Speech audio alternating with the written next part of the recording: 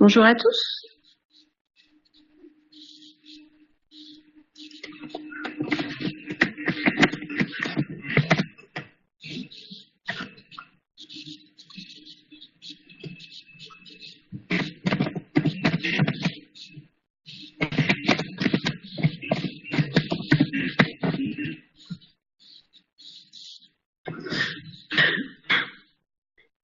Alors, bonjour à tous, bienvenue sur cette webconférence qui va être consacrée aux emailing.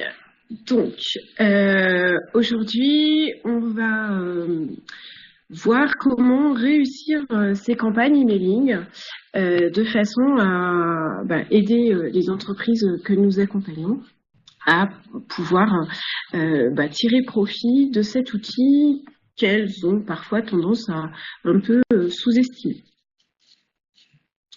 Au programme, 5 points. La première, comment préparer sa campagne emailing. Ensuite, comment rendre ses emails efficaces. Ensuite, je vous présenterai les règles en vigueur qu'il est nécessaire que les entreprises respectent. Et puis enfin, comment évaluer sa campagne et utiliser une solution d'emailing. Je vais m'appuyer sur un support qu'on a développé pour des formations en entreprise. Ce support est déposé sur la plateforme. N'hésitez pas à le télécharger si vous voulez à la fois pouvoir le consulter après cette formation et en même temps l'utiliser pour organiser des formations entreprises. La plupart des commentaires sont déjà enregistrés, sont déjà indiqués dans la zone commentaire du PowerPoint.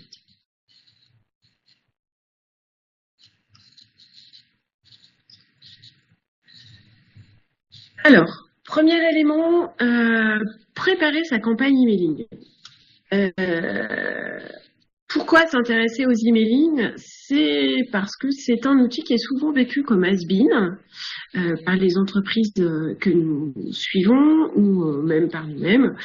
Souvent, on se dit que les réseaux sociaux, c'est super plus fun. Or, on constate que l'impact d'un emailing peut être jusqu'à 40 fois supérieur à celui d'un réseau social. Tout d'abord, réseau social ou emailing, dans les deux cas, on connaît encore une très forte augmentation des écrans qui permettent de consulter ces emails. Et puis,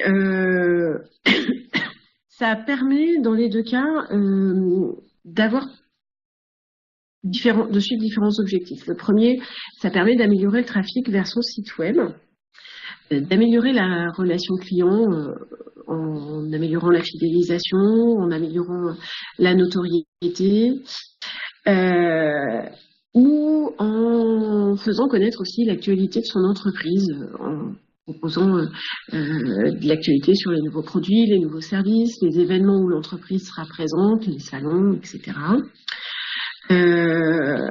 D'autant que différentes enquêtes montrent que on a près de 38% des Français qui préfèrent l'email pour suivre l'activité d'une entreprise contre 8% sur les réseaux sociaux. Donc cette stratégie d'envoi d'email est loin d'être à abandonner quand l'entreprise a des contacts à exploiter.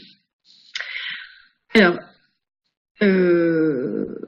après ce constat il faut l'utiliser, il faut l'utiliser, mais il faut surtout qu'il soit pertinent et qu'il amène bien, qu'il arrive d'une part à la boîte mail du destinataire visé, qu'il soit ouvert, qu'il soit lu et qui permette de faire passer à l'action qui est souhaitée. Donc pour ça, il ne va pas falloir sous-estimer l'outil email, mais il va vraiment falloir bien le concevoir, avoir une stratégie identifiée et une cible identifiée. Donc c'est ce qu'on va voir maintenant, c'est-à-dire comment l'entreprise peut préparer sa campagne emailing de façon à ce qu'elle réponde bien à ses objectifs et qu'elle envoie les résultats.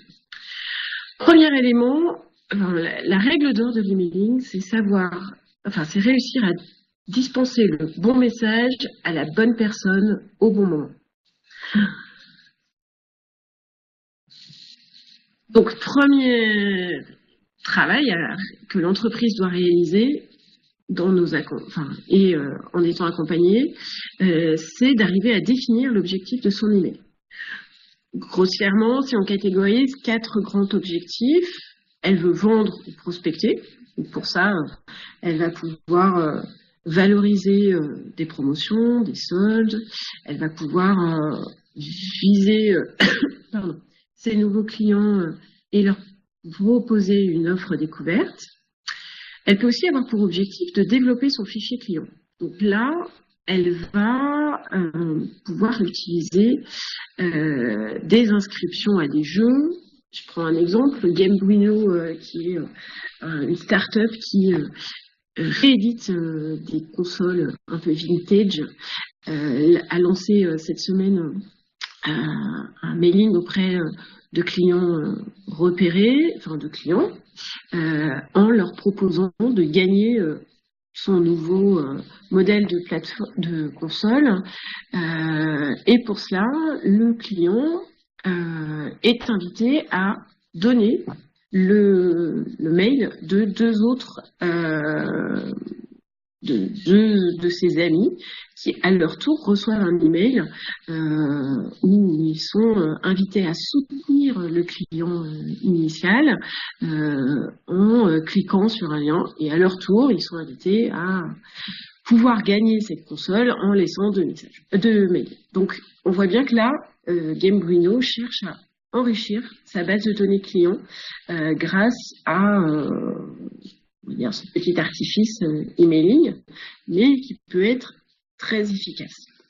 Autre possibilité pour développer son fichier client, c'est de proposer un client qui vient d'acheter en boutique ou sur le site internet un questionnaire de satisfaction où il va pouvoir donner son avis concernant l'achat qu'il vient de faire et en même temps on va pouvoir récupérer son email.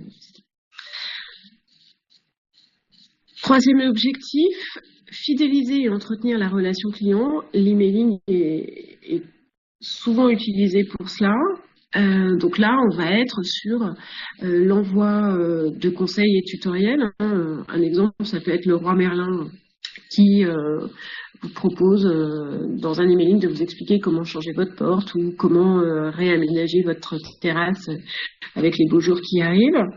Ça peut être aussi la volonté de demander des avis clients.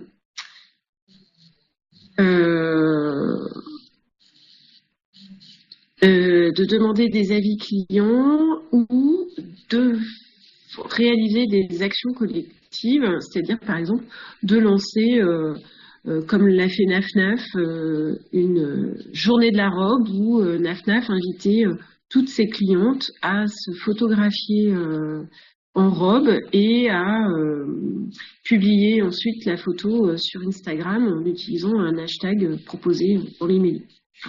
Donc ainsi, NAFNAF entretient la relation client avec les femmes qui achètent en son magasin et en même temps draine crée une activité sur son compte Instagram.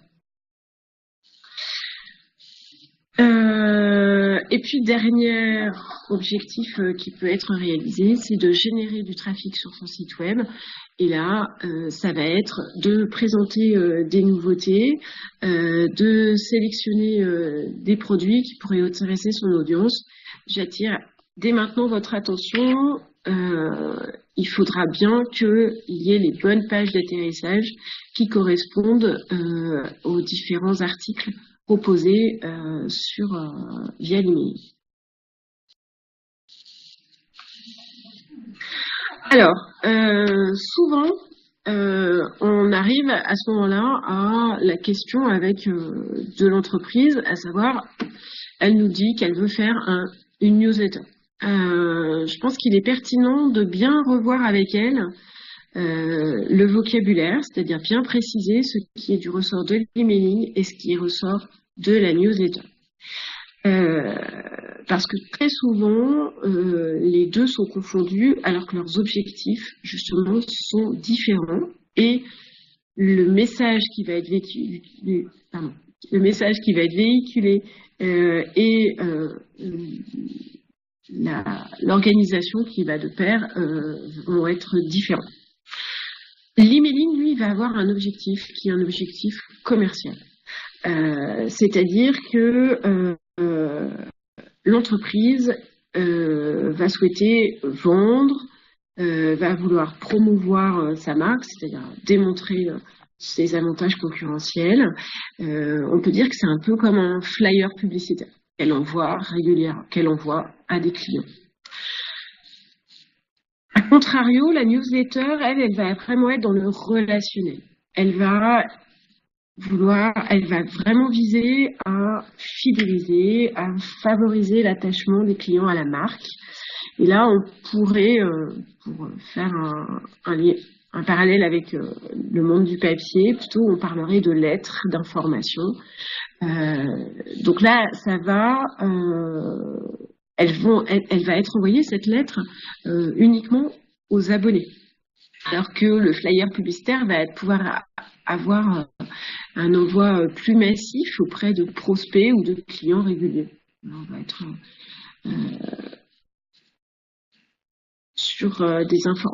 aussi sur des informations différentes qui vont être véhiculées. C'est-à-dire que sur une newsletter, comme je disais, on va être sur une lettre d'information, on va diffuser souvent de l'information utile. C'est le cas par exemple de la newsletter, de la lettre à tout numérique, c'est-à-dire qu'on ne valorise pas les services d'atout numérique, on ne dit pas, on ne valorise même pas le nombre d'accompagnements qui sont en train d'être faits, on se polarise vraiment sur les informations utiles pour l'entreprise, donc les les actualités du secteur du numérique, ou vraiment on se focalise sur comment donner de l'information utile à l'entreprise pour mener un projet. On pourrait aussi lui valoriser, c'est le cas dans un certain nombre de newsletters, des services uniques, c'est-à-dire des services qui sont réservés aux abonnés et qu'on ne peut pas trouver sur d'autres supports d'information.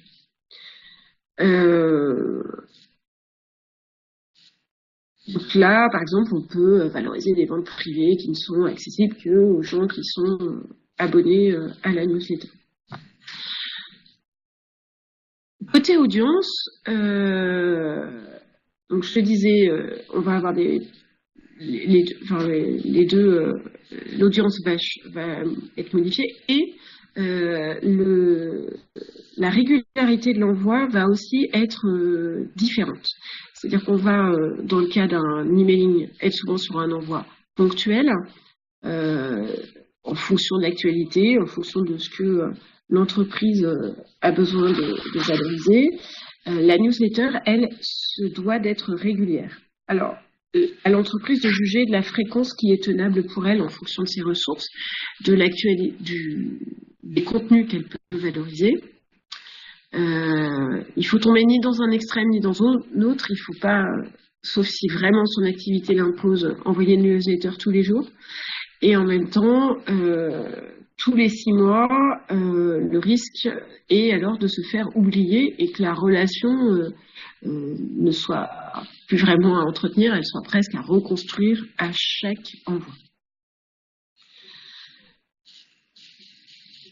Autre point de différenciation, le type de contenu et la façon de rédiger l'emailing et la newsletter.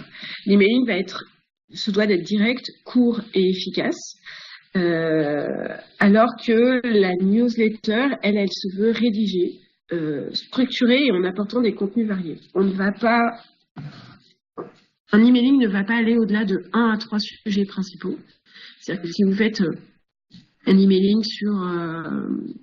au moment des fêtes de fin d'année pour promouvoir des produits, on va dire toute l'activité de fin d'année de l'entreprise. Si déjà elle a présenté les produits qu'elle peut valoriser sur cette fin d'année et éventuellement je sais pas, un jeu concours pour gagner un séjour au ski, ça suffira sur un emailing. Sur une newsletter, là, on peut être sur plus de sujets. Pardon, on dit que jusqu'à 5 à 8 grand maximum quand même. Et puis, là, il faudra par contre bien veiller à utiliser une thématique commune. Donc, on peut reprendre l'exemple des fêtes de fin d'année ou de l'été qui arrive, voilà les différentes actions que vous pourriez mettre en œuvre. Pardon. Ou s'appuyer sur des rubriques types qui reviennent à chaque fois dans chaque newsletter. Exemple, le conseil du mois, le témoignage du mois, le produit qu'on veut valoriser ou les coulisses de l'entreprise voilà, qu'on vous présente à chaque fois.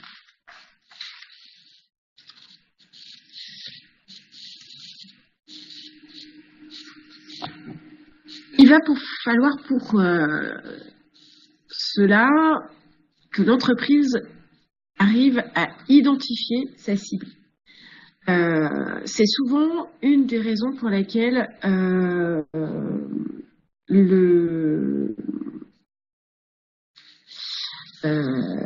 l'emailing s'épuise. C'est souvent que on l'utilise systématiquement et de manière indifférenciée. Résultat, les nombres de clics d'ouverture sont très faibles car les internautes ne se sentent pas concernés. Donc la stratégie là, ça va être de trouver comment répondre aux attentes de ces cibles et donc pour ça, il va falloir bien segmenter sa base de données pour proposer des emails qui soient aussi ciblés et personnalisés que possible. Alors, un segment, c'est un groupe au sein duquel les individus ont des caractéristiques proches, aussi proches que possible. Donc, il faut vraiment que ce soit un groupe le plus homogène possible.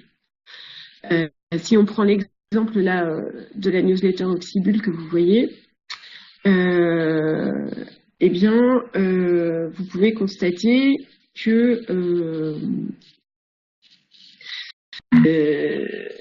là, Oxybul s'adresse aux mamans et en plus à segmenter sa base de données en fonction de l'âge des enfants qui vont être concernés. C'est-à-dire qu'ils ne vont pas envoyer la même newsletter à des mamans d'enfants de 6 mois et à des mamans d'enfants de 10 ans.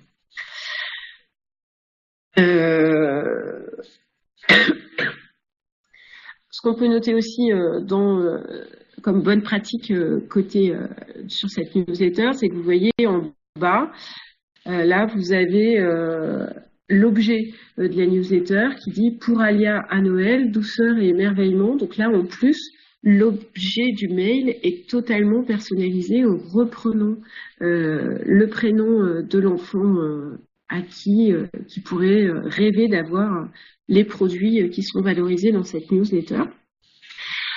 Donc ça demande vraiment que l'entreprise ait collecté un maximum d'informations sur son client lorsqu'elle constitue sa base de données, y compris, on le voit là par exemple pour Oxybul, l'âge et le prénom de l'enfant concerné.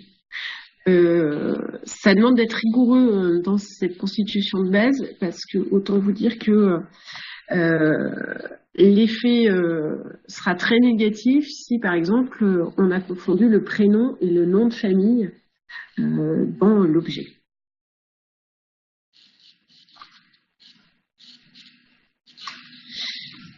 Je vois que Margot a un problème de son. Est-ce que d'autres ont un problème de son ?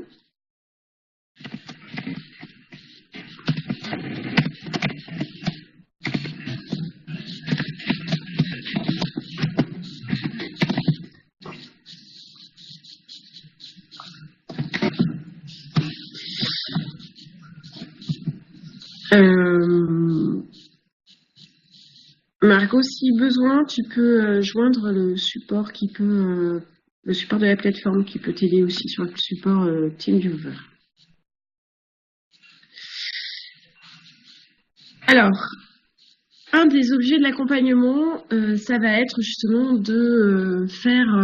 d'accompagner l'entreprise sur cette segmentation de base. Donc, il faut vraiment inviter le dirigeant à ne pas se cantonner à une liste d'adresses mail, mais de renseigner sa base de données.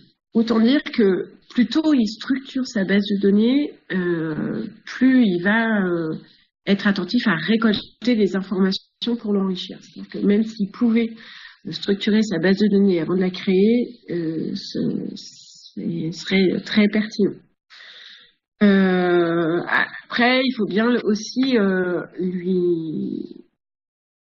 lui indiquer que sa base de données, elle n'est pas non plus définie pour toujours et qu'elle pourra être enrichie avec des nouveaux champs au fil du temps ou en fonction des besoins en segmentation que va connaître son entreprise. S'il lance un nouveau produit, une nouvelle activité, il aura peut-être un nouveau critère qui sera intéressant de pouvoir récolter et à ce moment-là, il pourra le faire sur les nouveaux clients, mais il pourra aussi trouver différents moyens de le récolter pour les clients qu'il avait déjà enregistrés dans sa base de données.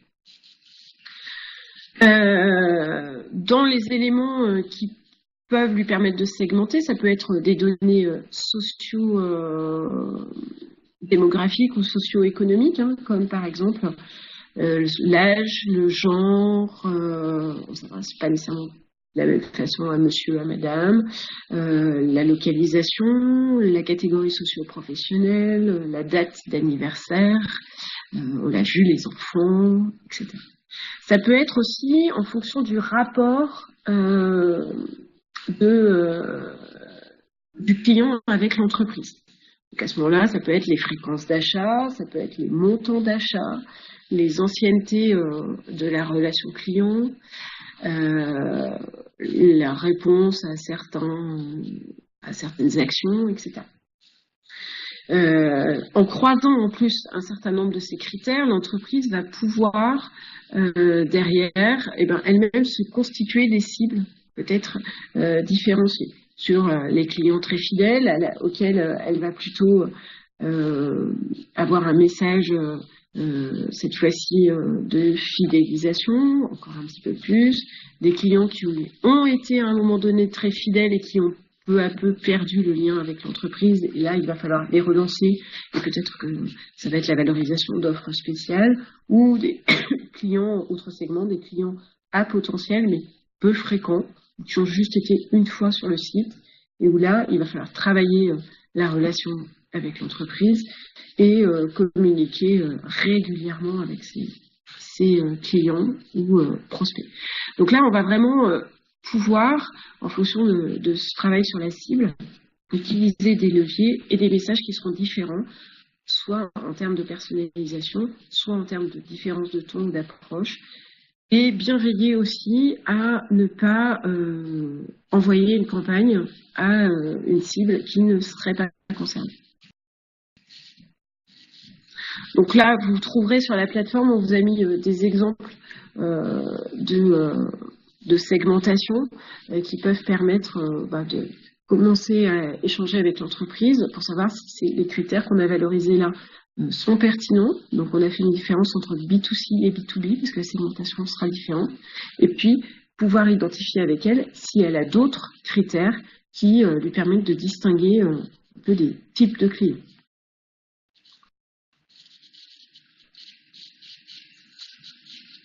Voilà. En B2B, vous voyez, par exemple, on va rajouter la fonction du destinataire de façon à pouvoir, ou la taille de l'entreprise, de façon à pouvoir avoir un critère de segmentation qui sera pertinent sur les achats B2B.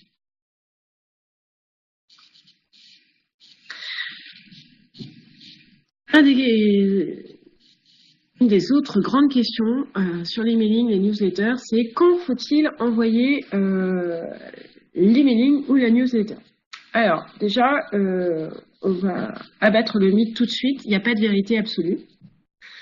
Le meilleur moyen, c'est d'optimiser, pour optimiser son taux d'ouverture, c'est de tester plusieurs timings et puis de voir s'il y en a un qui est plus performant. Souvent, on dit que pour le B2B, il faut éviter les jours fériés et les week-ends. Voilà. Alors déjà, à contrario, si vous avez des commerçants, ça peut être intéressant de leur envoyer le samedi, malgré tout.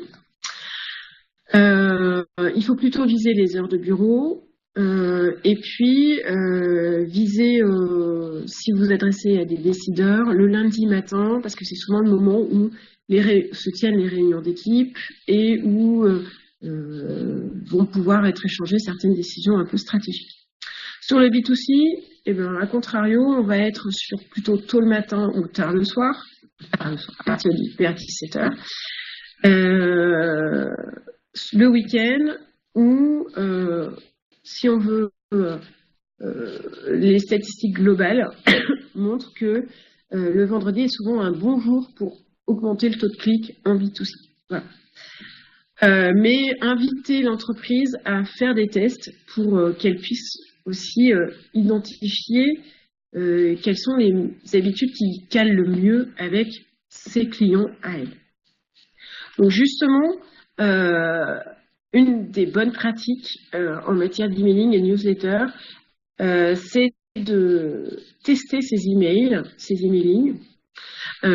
parce que elles sont, voilà, on n'a pas une campagne toujours réussie dans le temps, elles sont toujours perfectibles et donc on peut leur proposer d'utiliser la technique de l'A/B testing pour pouvoir faire des tests sur des petits échantillons. Donc là souvent les petits échantillons c'est pas plus de 10% de la base. On va et elles sont là, invitez-les à tester en changeant, on va dire, un détail ou un paramètre. Donc ça peut être essayer 2 horaires de diffusion et voir si la réaction est différente ou un ton différent, enfin 2 objets différents avec un ton différent, voir si le taux d'ouverture est augmenté. Mais attention, ne changez qu'un seul élément à la fois, sans quoi vous aurez du mal à identifier avec l'entreprise quel est le point qui a été déterminant dans le changement de réaction.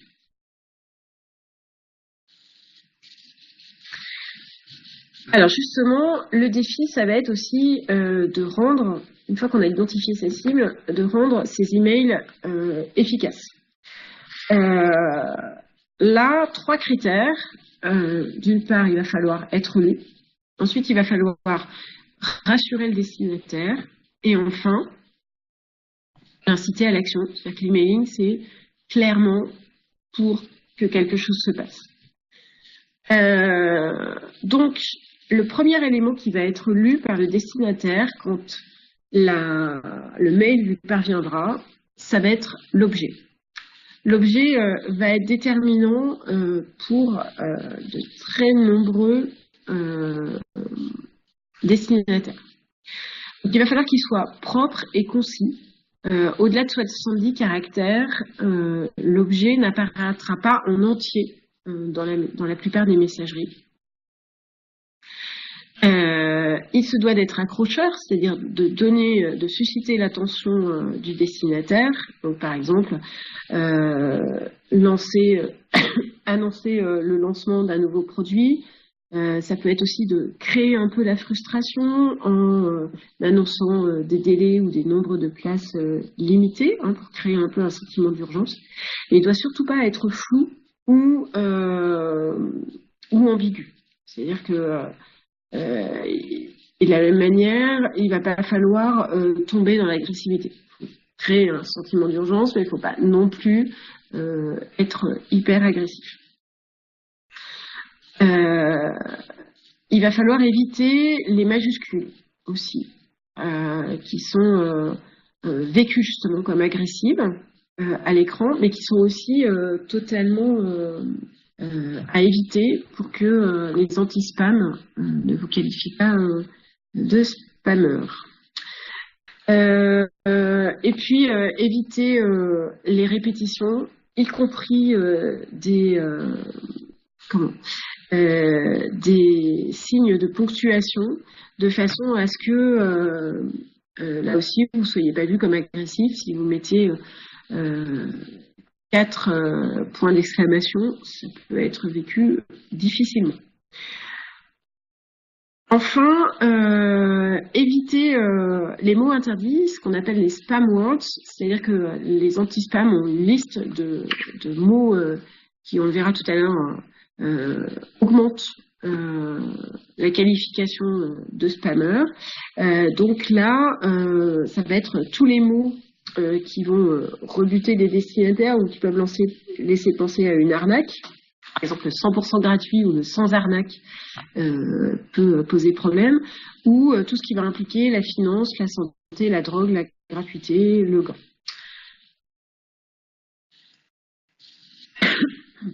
Attention aussi à l'affichage, c'est-à-dire qu'il va bien falloir équilibrer le ratio entre texte et image. Idéalement, on parle de 50% d'image, 50% de texte, en veillant aussi à optimiser les balises alt de vos images et à faire en sorte qu'elles ne soient pas trop grosses, de façon à ne pas prendre trop de place. En particulier, il faut bien être attentif au fait que 44%, c'est une moyenne, mais on parle en général de ce taux, 44% des destinataires ne recevront le mail sans image. Donc si les 3/4 du mail sont consacrés à une grosse image, il est possible qu'ils ne le reçoivent pas. Enfin, en tout cas, qu'ils n'aillent pas au bout de la lecture. Il faut aussi être attentif. Un mail peut être très beau à la conception, ou vous semblez très beau quand on le reçoit sur sa propre messagerie, mais toutes les messageries n'ont pas la même logique d'affichage. Donc c'est pour ça que là vous pouvez voir Litmus, un outil qui permet de tester l'affichage de son mail sur différentes messageries. Et puis aussi, ne pas hésiter à alerter les entreprises sur le fait que de plus en plus de gens lisent les mails sur des appareils mobiles, leurs portables, etc. Et donc, un email qui ne sera pas responsive design a d'autant moins de chances d'être lu. Donc, comme je vous disais, attention aux images. Essayez de mettre plutôt des images de petite taille et éviter les images de fond qui ne permettront pas d'être lues. Le défi suivant, ça va être de rassurer le lecteur. Pour cela, l'entreprise doit être reconnue. Il va falloir bien qu'elle reprenne, qu'elle soit homogène dans son identification graphique et donc qu'elle reprenne bien la charte graphique de son site et qu'elle ait une mise en page commune à l'ensemble de ses emailing. Il va falloir qu'elle soit tout de suite identifiable, c'est-à-dire qu'elle puisse, qu'elle appose bien son logo, si possible tout en haut de l'email, pour qu'elle puisse être rapidement identifiable, et qu'elle laisse bien ses coordonnées pour que les destinataires puissent le lire, parce qu'il faut aussi voir que, par exemple, le contact téléphonique peut être un réflexe pour certains retours de la part des destinataires. Autre façon de rassurer le lecteur, ça va être de permettre le désabonnement. Alors, c'est à la fois une obligation légale, hein, c'est-à-dire que chaque email doit proposer une option de désabonnement simple et gratuite, mais aussi ça permet de renforcer la confiance du destinataire qui ne se sent pas piégé à recevoir éternellement votre newsletter. Alors, une bonne pratique, c'est aussi c'est bien sûr de mettre ce lien de désabonnement, mais aussi de rappeler le contexte de la newsletter, c'est-à-dire de rappeler pourquoi ce destinataire reçoit la newsletter. Voilà. Exemple, dans le cas de la lettre atout numérique, on rappelle que le destinataire le reçoit parce qu'il a participé ou il participe au programme atout numérique. Et puis, comme sur le site web, il faut pas sous-estimer les mentions légales, c'est-à-dire qu'il faut bien rappeler dans un petit paragraphe les mentions obligatoires, donc par exemple ses coordonnées, et puis aussi par exemple les conditions d'utilisation des données personnelles, hein, parce que souvent on utilise par exemple les noms, les prénoms, les âges, etc. Ce sont des données personnelles. Ou dans le cas d'un emailing promotionnel, de rappeler bien les conditions de l'offre sur laquelle l'entreprise souhaite communiquer, que ce soit les conditions de vente, les délais, les livraisons, ou les conditions de participation à un jeu concours, ou les dates d'annonce des résultats, de façon à ce qu'elle n'ait pas à chercher non plus sur tout votre site web ou à vous appeler pour savoir quand elle aura les résultats. Il va ensuite falloir pousser à l'action, c'est-à-dire inviter l'internaute, le destinataire, à faire quelque chose avec cet email. Alors, le premier élément, ça va être de lui faciliter la lecture, d'autant que les 3/4 ne passeront pas plus d'1 minute à lire l'email, voire le parcourront en diagonale. Donc, il va falloir éviter de noyer l'internaute sous une masse d'informations. Tout ne sera pas dans l'emailing, mais il va pouvoir être utilisé en rebond avec le site web. Donc là, il va falloir qu'on ait un design épuré, plusieurs niveaux de lecture et bien travailler les liens vers le site web. Et là encore, bien identifier les pages vers lesquelles l'email oriente, de façon à ce que les pages d'atterrissage correspondent bien au message qui a été proposé dans l'emailing, ou en tout cas dans le paragraphe sur lequel le lien était indiqué.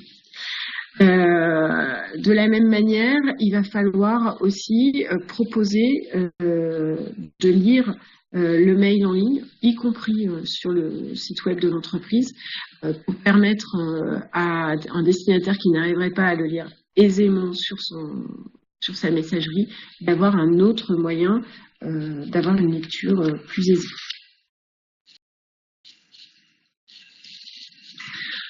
Enfin, eh bien, il va falloir que des boutons action ou des call to action soient bien intégrés dans l'emailing.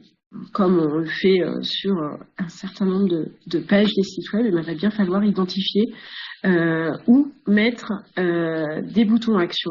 Il va falloir qu'ils soient vraiment immanquables et que l'action souhaitée soit évidente. Par exemple, en savoir plus sera moins efficace que pour lire la suite. Voilà, il faut même plutôt préconiser des verbes que des substantifs qui peuvent sembler moins impliquants. Donc ça veut dire aussi avoir une mise en page de l'email qui facilite la visibilité de ces boutons action. Et donc là, eh bien, il va bien falloir veiller à ce que les boutons action, en tout cas le principal bouton action, soit bien au-dessus de la ligne de flottaison de la messagerie, de façon à ce que rapidement l'internaute puisse identifier l'action qu'on souhaite lui voir réaliser. Voilà, donc on vous a remis un gabarit, un peu une structure de mail, de façon à ce que vous puissiez voir un peu comment vous puissiez proposer aux entreprises un peu comment structurer leur email avec la phrase d'introduction, le logo, le lien vers la page d'accueil éventuellement du site, et puis message principal, message secondaire, et enfin, comme sur le site web, avoir un footer qui permette de redonner des informations de réassurance et puis répondre aux obligations légales. Alors on peut avoir différents gabarits, voilà, on vous en a mis certains plus en triangle, d'autres plus en triangle, en rectangle, pardon, ou en zigzag, à chaque entreprise de choisir aussi en fonction de sa sensibilité ou des produits qu'elle veut valoriser ou de son actualité, la meilleure structuration. Voilà. Enfin, vous trouverez dans la boîte à outils une fiche qui peut être donnée à l'entreprise entre plusieurs rendez-vous pour l'aider à préparer sa campagne email et à préparer son prochain emailing, justement en identifiant sa cible, quel va être l'objet du mail, les boutons actions qu'elle doit bien mettre, enfin, qu'est-ce qu'elle souhaite provoquer en envoyant cet emailing, les points en termes de contenu qu'elle pourrait développer, et puis la date ou la fréquence, les indicateurs qu'elle souhaite suivre et les images qu'elle va pouvoir utiliser. Alors, un de nos autres points, ça va être de bien l'aider à respecter les règles en vigueur, puisque c'est une opération qui est normée et qui demande de bien respecter un certain nombre de règles, y compris légales. Alors, le premier élément, ça va être l'opt-in, c'est-à-dire que il va être un peu différent qu'on soit en B2B ou en B2C. Dans le cas du B2C, par exemple, on ne peut pas envoyer un message sans autorisation préalable de l'internaute et sans lui laisser la possibilité de se désabonner.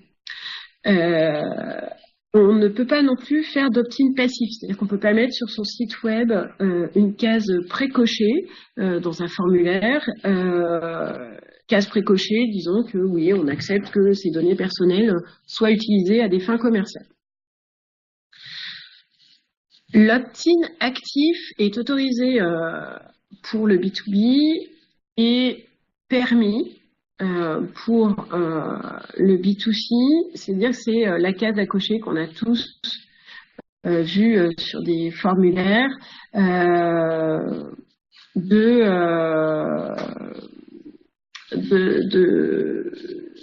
sites web où en la cochant on autorise on accepte de recevoir un emailing ou une newsletter. Et puis, ce qui est plutôt préconisé, mais qui n'est pas encore totalement développé, c'est le double opt-in où à la fois on coche une case et où en même temps on reçoit ensuite un email pour bien vérifier que nous sommes le bon destinataire et que nous acceptons bien de recevoir cet email de vérification. Pour répondre à Margot, parce que je viens de voir le message, en effet, il est dangereux d'envoyer un emailing avec simplement une infographie comprenant du texte, parce que dans près de la moitié des messageries, l'image ne sera pas affichée par défaut. Il faudra bien qu'il y ait une action du destinataire pour le faire, ou alors il faut que cette infographie, elle vienne avec du texte, en respectant le 50% de texte, 50% de musique.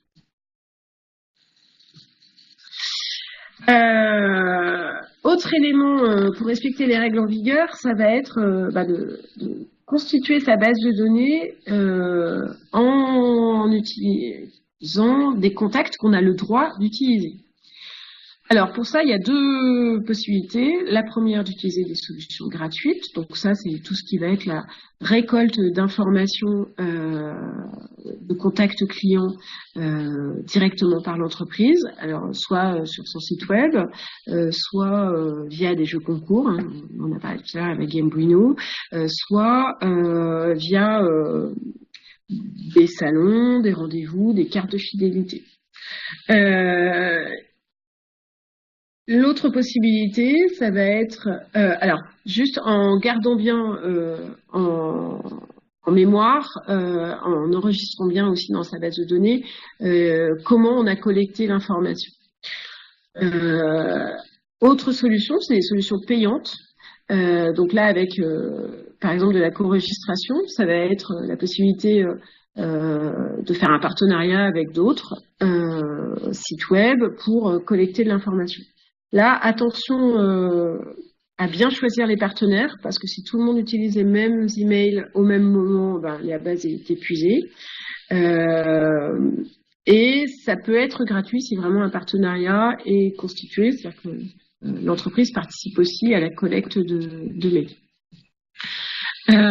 Gros point d'alerte sur les locations et achats de bases de données, y compris lorsqu'elles sont proposées par un franchiseur, parce que ce franchiseur va, quand une base de données est proposée comme ça, soit en location, soit en achat, soit au sein d'un réseau de franchise, eh bien, il y a de fortes chances pour que la base soit entre guillemets épuisée, c'est-à-dire qu'elle soit surutilisée, que les listes soient finalement peu qualifiées, voire comportent beaucoup d'erreurs. Et on constate aussi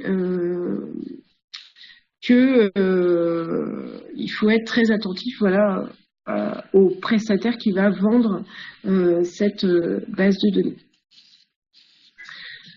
Donc là, on vous a mis quelques exemples de récolte via les sites web, de façon à pouvoir donner un peu des propositions aux entreprises qu'on accompagne. Autre règle légale, eh c'est s'identifier, c'est-à-dire qu'il faut vraiment que l'entreprise soit bien visible, hein, c'est à la fois un élément de réassurance, mais c'est aussi une règle légale, et puis être transparent, c'est-à-dire qu'il ne faut pas proposer un message qui ne soit pas en rapport avec le contenu de l'entreprise, avec le contenu du mail, ou ne pas cacher que son mail a un objectif publicitaire et commercial. En termes RGPD, là aussi quelques implications. On ne peut plus du tout faire d'opt-out ou d'opt-in, ce qui n'était déjà pas accepté, mais là, il faut vraiment avoir un consentement demandé de façon explicite. Le contact doit normalement donner autorisation d'appartenir à des listes de diffusion pour chaque type d'email. C'est-à-dire que une entreprise qui va accepter d'être dans la newsletter de l'entreprise, un client qui va accepter d'être dans la newsletter de l'entreprise ne va pas nécessairement accepter de recevoir des emailings promotionnels ou commerciaux. Enfin, l'entreprise doit être en mesure de prouver comment elle a obtenu le consentement. C'est là avoir une colonne où on explique que on a reçu ce contact sur un salon ou via le formulaire du site web peut être pertinent. L'entreprise doit aussi être en capacité de fournir un registre d'utilisation des données, et puis si il y a un traitement automatisé des données personnelles, il faut prévenir les personnes concernées. Il y aura de toute façon une webconférence prochainement sur la RGPD où ces éléments-là seront réindiqués. Alors, le défi aussi, ça va être d'éviter d'être qualifié de spammer. Et donc là, d'avoir une délivrabilité la meilleure possible. Donc là, la délivrabilité, ça va dépendre à la fois de la réaction de vos destinataires, c'est-à-dire que s'ils placent tout de suite votre mail dans les spams, ça va augmenter vos risques d'être qualifié de spammer, du contenu de l'email et puis du respect des bonnes pratiques des anti-spam. Alors on a mis un outil qui s'appelle Mail Tester et qui permet aussi d'identifier un peu comment son mail va être qualifié. Ce qui va être déterminant, c'est la qualité du contenu. Donc on a parlé tout à l'heure des spam words. En effet, là, les anti-spam chaque filtre a son propre système de points, mais ils fonctionnent tous un peu de la même manière, c'est-à-dire qu'ils ont des points qu'ils attribuent en fonction d'un certain nombre de paramètres, d'un certain nombre de mots, par exemple, qui apparaissent dans un mail, dans un mailing. Donc, plus le mailing remporte de points, plus il a des chances d'être qualifié de spammer. Voilà. De la même manière, l'anti-spam va vérifier s'il y a beaucoup de liens brisés. où il va refuser, enfin il va tout de suite catégoriser les emailing avec des pièces jointes, et puis faire attention aussi en termes de visibilité au code HTML du message, et toujours proposer une version en texte brut. Certaines messageries, en effet, priorisent, valorisent, enfin facilitent plutôt l'accès aux versions en texte brut. Alors on le disait, hein, attention à la réaction du destinataire. S'il est content, bah, il va aller même chercher le mail si c'est glissé dans les spams. Vous allez avoir un bon taux d'ouverture, il va y avoir un bon taux de clic. Il va même pouvoir transférer le mail ou répondre à l'entreprise, ajouter l'expéditeur au carnet d'adresse. Par contre, ce qu'il faut absolument éviter, c'est qu'il place le mail dans les spams, qu'il supprime avant l'ouverture, qu'il se désinscrive. Autre effet négatif, ça va être quand l'anti-spam va voir un peu les taux de hard bounce ou de soft bounce. Alors le hard bounce, c'est tous les mails qui n'arrivent pas à destination parce que l'adresse du destinataire n'existe pas ou est incorrecte. Donc, par exemple, c'est si vous écrivez à florence.odidier@ene.fr, et bien ça n'a aucune chance d'arriver, et ça s'identifie très facilement. Clairement, un taux de hard bounce qui est supérieur à 10% a un impact négatif sur la réputation. De la même manière, les soft bounce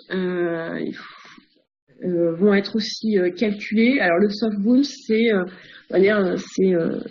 l'erreur provisoire. Souvent, c'est parce que la boîte mail est pleine, ou alors qu'il faut aller s'identifier via le filtre anti-spam. Et puis, ce qu'il faut aussi voir, c'est que, en particulier dans les listes achetées, il peut y avoir ce qu'on appelle des spam traps, c'est-à-dire des adresses entre guillemets fausses qui ont été créées par les messageries ou des filtres anti-spam pour déterminer justement les spams, pour identifier les spams. Donc attention sur les listes comme ça collectées un peu partout, ou les listes achetées, parce qu'il peut y avoir des spam traps qui se cachent.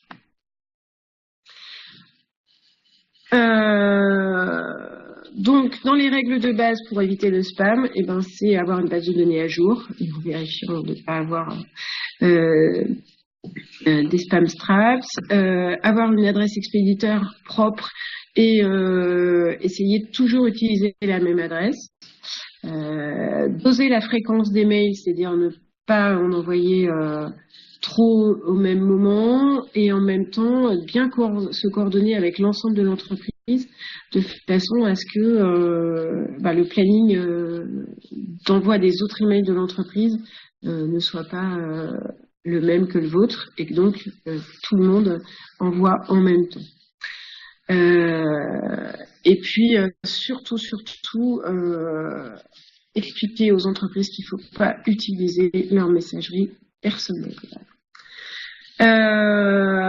Alors l'élément suivant, ça va être d'évaluer la campagne d'emailing. Alors là, un certain nombre d'indicateurs qui peuvent être pertinents à suivre, c'est les taux d'ouverture, donc entre le nombre d'emails ouverts et le nombre d'emails délivrés, les taux de clic. Donc là encore, ça permet de voir si vraiment les actions souhaitées ont été faites, d'évaluer le nombre d'emails délivrés. Le taux de réactivité est aussi intéressant parce que ça permet de voir vraiment la réaction des destinataires qui ont ouvert, et pas uniquement de ceux qui l'ont reçu dans leur boîte mail. Et puis aussi, il peut être très pertinent de lier ces envois d'emails avec les suivis Google Analytics des sites web, en créant des campagnes aussi sur Google Analytics pour vraiment voir comment il y a eu un impact de cette action d'envoi d'emailing sur le site. Alors, j'ai pris un petit exemple, j'ai pris l'exemple de la dernière lettre à tout numérique. Alors, vous voyez, il y a un certain nombre de points sur lesquels on peut être satisfait. C'est-à-dire qu'en effet, on a un taux d'ouverture bien supérieur à la moyenne qui est constatée en B2B, qui en général est de 29%. En taux de désinscription, on est bon, c'est-à-dire qu'il faut être souvent en dessous de 1%. La moyenne est de 2, donc 0,3, ça passe. Par contre, on peut voir que notre taux de clic, il va falloir qu'on travaille sur le taux de clic pour parce qu'on est certes dans la moyenne, mais un objectif intéressant serait de 5%. Donc là, on va voir que sur les prochaines, on travaille un peu la question. Et d'autant que, vous voyez, notre taux de réactivité, c'est-à-dire que le nombre de destinataires qui ont ouvert puis cliqué, lui, il pourrait largement être amélioré. Voilà. Et de la même manière, alors le taux de délivrabilité, voilà, faut qu'on identifie un peu comment on pourrait l'améliorer, sachant que on parle en général d'un objectif de 95% à pondérer si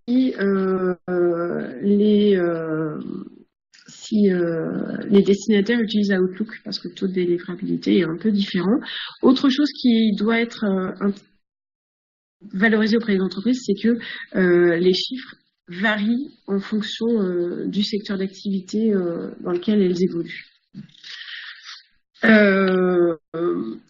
Dernière préconisation, parce que je vois que le temps tourne, c'est bien de les inviter à utiliser une solution d'emailing, à la fois parce que ça va leur permettre de créer et de segmenter des listes de diffusion, ça va aussi leur permettre de nettoyer des listes de diffusion, parce qu'il est primordial de ne pas renvoyer un mail à quelqu'un qui s'est désabonné, et voire même il est primordial de le supprimer de la liste de diffusion. Ça va aussi être un outil qui va qui va aussi pardon, je lisais le mail, le message de Margot qui demandait s'identifier dans la liste des anti-spam. C'est souvent quand un anti-spam a été installé dans une entreprise, la première fois où on envoie un mail à un destinataire de cette entreprise, il faut aller remplir un CAPTCHA, et donc ça peut être aussi une raison de soft bounce. Voilà. Donc les solutions d'emailing, les autres fonctionnalités, c'est que ça va souvent faciliter la création graphique de l'email, permettre de prévisualiser, de faire des bêta-tests, et aussi de configurer l'envoi, c'est-à-dire qu'on peut aussi préparer à l'avance des emailing ou des newsletters et les envoyer au moment le plus opportun en fonction de la cible visée. Et puis, dernier élément, mais déterminant de ces solutions d'emailing, ça va être de proposer un suivi des statistiques et un suivi des campagnes de façon à pouvoir identifier les voies d'amélioration de sa campagne. Alors, il en existe pléthore des solutions. En regardant les dossiers de candidature, on voit, on en identifie de nouvelles régulièrement. On va dire que les trois majeurs utilisés aujourd'hui, c'est Sendinblue, Mailchimp ou Mailjet. J'ai repris un peu, vous voyez que les comparaisons vont souvent se faire soit sur l'assistance, soit sur l'habitude aussi du dirigeant d'utiliser tel ou tel outil. Par exemple, des dirigeants qui ont été dans des agences de communication souvent sont très habitués à Mailchimp. Voilà. A contrario, d'autres vont être plus réticents à utiliser Mailchimp parce que la plupart de l'interface est en anglais. Voilà. ce qui n'est pas le cas, par exemple, de Sendinblue qui est en français, puisque c'est une solution française. Voilà. L'élément souvent déterminant, ça va être les tarifs. Je vous ai mis les derniers tarifs parce qu'en ce moment, en plus, les 3 solutions là que je vous indique sont toutes en train de revoir leur tarification. Donc, il faut bien aller régulièrement voir ce qu'elles proposent, sachant que toutes les 3 sont des solutions en SaaS. Donc, elles ne nécessitent pas d'utilisation sur l'ordinateur, tout se fait en ligne. Mais en effet, leurs tarifs peuvent être aussi des critères de choix dans ces choix d'emailing. Voilà. J'espère que ça vous permet d'avoir un premier panorama un peu global de l'emailing. Il y a un point que je n'ai pas abordé parce que le temps manquait, c'est tout ce qui est automation marketing, la possibilité d'envoyer des mail types en fonction des comportements des utilisateurs. Et ben ça, je vous propose, si vous voyez que le besoin s'en fait sentir, qu'on refasse, voilà, qu'on l'aborde éventuellement en lien avec d'autres leviers marketing. Mais n'hésitez pas à nous faire remonter le besoin. L'ensemble des supports et des outils sont déposés sur la plateforme dans la boîte à outils. Et puis, voilà, si vous avez une ou deux questions, là, Margot a posé quelques questions, mais je ne sais pas si d'autres en ont. N'hésitez pas à utiliser le chat là d'ici dans les 2-3 prochaines minutes. Et puis, sinon, eh ben, je vous propose d'utiliser le forum de la plateforme, à la fois pour les questions qui pourraient vous venir suite à cette webconf ou sur des accompagnements projets ou des questions un peu techniques qui viendraient au fur et à mesure de vos accompagnements. La prochaine formation a lieu mardi sur comment piloter son site e-commerce. Elle aura lieu à l'ENE en présentiel. Un certain nombre d'entre vous sont d'ores et déjà inscrits. Voilà, et là encore, les supports seront déposés sur la plateforme. Dernier élément, normalement l'enregistrement a fonctionné sur cette webconf, donc on vous le déposera aussi sur la plateforme. Voilà. Si vous avez des collègues qui n'ont pas pu participer à la webconf, eh bien, ils pourront à leur tour le regarder en asynchrone. Voilà. Je vous souhaite à tous une très bonne journée et puis à bientôt.